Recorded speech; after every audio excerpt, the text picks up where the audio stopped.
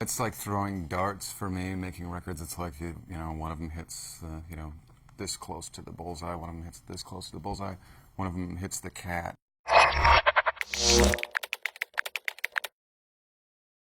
Well, it was different. It was just moments, really. When I initially started writing songs, and it was clearly going off in different directions, there was nobody in my band I was playing tapes for to give me a perspective. And in the past, you know, about half the stuff that my band didn't like, I would listen to 5 years later, and I would think, thank God that somebody told me that this sucked, because it's really awful. And I didn't have anybody like that. And eventually Al and Natasha were sort of helping me out with that as well. And we didn't always agree either. But there's other aspects of it too, like the production of the album. The first day the drummer shows up, I realized that I was always involved in every part of Soundgarden production, but not drums really, because Matt was so good at what he did. I just let him do it.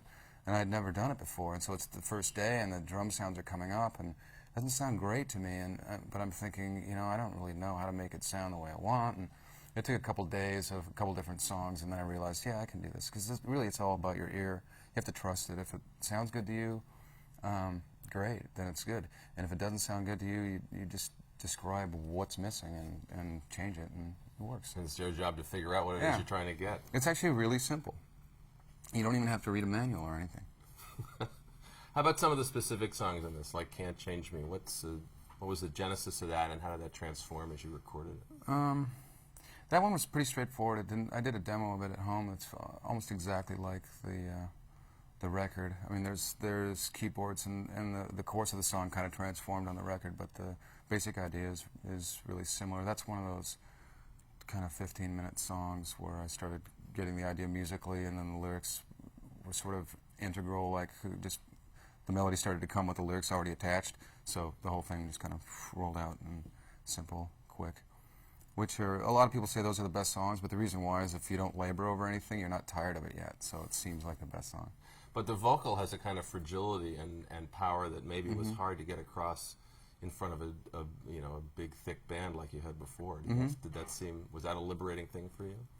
It's a fun thing, that's for sure, especially in recording a song and then mixing and like listening for vocal nuances that you might recognize in another harder song and really like it, and then when you go to mix, you can't get it out. You know, I'm always trying to push that little part up, and it doesn't. You're not going to hear it. So it's fun when you're mixing and recording. People will hear it a lot. It's the video, so I guess folks will be nibbling at the lyric a little bit. How would you sort of describe what it means? Well, I guess the original, or not the original, but the immediate idea that someone is going to get is that it's a guy making a statement to a woman about, you know, you can't change me, so fuck off. But it's not that really. It's the guy sort of discovering that he's involved with this person that has amazing power in a positive way and can affect positive change, but it doesn't seem to be rubbing off on him anyway. And he's kind of discovering that, and in a sense, it's kind of a sad moment. Will be, obviously because it's your solo record, people will be looking for hints of autobiography in a lot of these songs. Will they be looking successfully? Is there a lot of you in here, or are you playing There's characters? a lot, yeah. There's also characters. I mean, you'll have to put on your little miner's helmet with the light and like go into the record, and there's Porter Chris. Oh, that's not him. Because I don't know.